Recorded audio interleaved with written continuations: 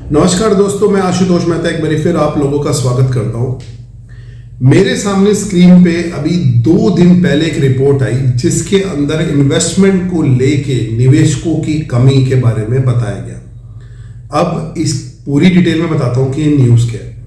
News ये थी कि एनएससी बीएससी ने एक डेटा जारी किया, उसके अंदर उन्होंने ये बताया कि पिछले 3 साल का अगर डेटा उठा के देखें तो इस साल यानी कि 2023 के अंदर 50 से 60 लाख एक्टिव यूजर जो स्टॉक मार्केट के अंदर ट्रेडिंग करते थे वो कम हो गए।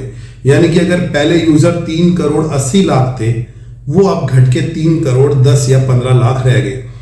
दोस्तों, ये तो हमें भी नजर आ रहा है कि 2023 के मुकाबले अगर मैं प्रीवियस ईयर की बात करूं तो स्टॉक मार्केट के अंदर जो उतार चढ़ाव उस समय होते थे, जो रिटर्न उस समय मिलती थी, वो अब नहीं मिल पा रही।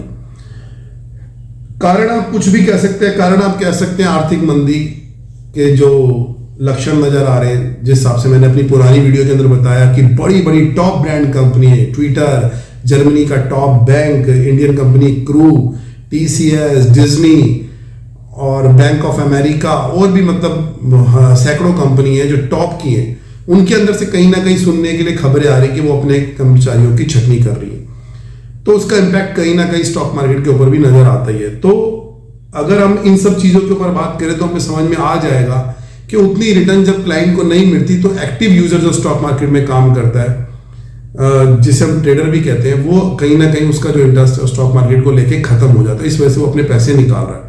और दूसरी तरफ सिप के थ्रू इन्वेस्टमेंट बढ़ गई है। सिप यानी कि सिस्टमैटिक इन्वेस्टमेंट प्लान, या ये समझिए कि ये इन्वेस्टमेंट करने के लिए गरज या जबरदस्ती का सौदा है, क्योंकि जिन एम्प्लॉइयों की सैलरी अच्छी है उन्हें टैक्स की बचत करने के लिए म्यूचुअल फंड के थ्रू या ईटीएफ के थ्रू या और किसी फंड के थ्रू अपनी सेविंग दिखाने के लिए इनमें पैसा लगाना मजबूरी समझ लीजिए। इस वजह से वो पैसे लगा रहे हैं और उनके पास इतना समय नहीं है कि वो स्टॉक मार्केट के अंदर डायरेक्ट इन्वेस्टमेंट करें, पूरे दिन टिक टिक टिक टिक टिक लगे रहे। ऐसा नहीं हो सकता। तो इन सब चीजों के कारण भी फर्क पता चल रहा है।